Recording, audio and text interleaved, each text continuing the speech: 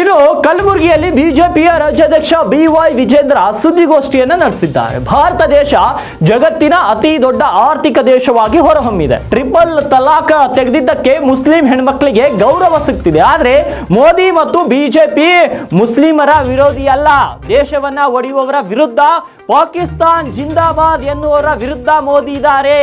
ಕಾಂಗ್ರೆಸ್ ತರ ನಾವು ಅಲ್ಪಸಂಖ್ಯಾತರ ಓಲೈಕೆ ಮಾಡುವುದಿಲ್ಲ. ದಕ್ಷಿಣ ಕನ್ನಡದಲ್ಲಿ ಕೋಮು ನಿಗ್ರಹ ದಳ ಸ್ಥಾಪನೆ ಮಾಡಲಾಗಿದೆ. ಅರ್ಥಾತ್ ರಾಜ್ಯದಲ್ಲಿ ಕಾನೂನು ಸುವ್ಯವಸ್ಥೆಯನ್ನ ಕಾಪಾಡಬೇಕು ಅನ್ನೋ ದೃಷ್ಟಿಯಿಂದ ನಿಗ್ರಹ ದಳ ಮಾಡಿಲ್ಲ. ಬಿಜೆಪಿ ಕಾರ್ಯಕರ್ತರನ್ನ, ಹಿಂದೂ ಕಾರ್ಯಕರ್ತರನ್ನ ನಿಗ್ರಹಕ್ಕೆ ಕೋಮು ನಿಗ್ರಹ ದಳ ಮಾಡಲಾಗಿದೆ.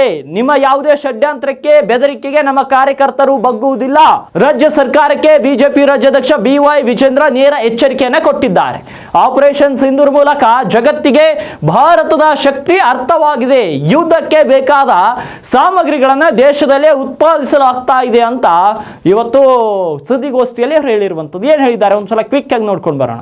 ನಮ್ಗೆ ಹೆಮ್ಮೆ ಇದೆ. ನರೇಂದ್ರ ಮೋದಿ ಅವರು ಪ್ರಧಾನಮಂತ್ರಿ ಆದ್ಮೇಲೆ ಸದೃಢವಾಗಿ ದೇಶವನ್ನು ಮುನ್ನಡೆಸ್ತಾ ಇದ್ದಾರೆ. ಮುಂದೂ ಕೂಡ ಇದೇ ವೇಗದಲ್ಲಿ ಭಾರತ ಅಭಿವೃದ್ಧಿನ ಕಾಣುತ್ತದೆ.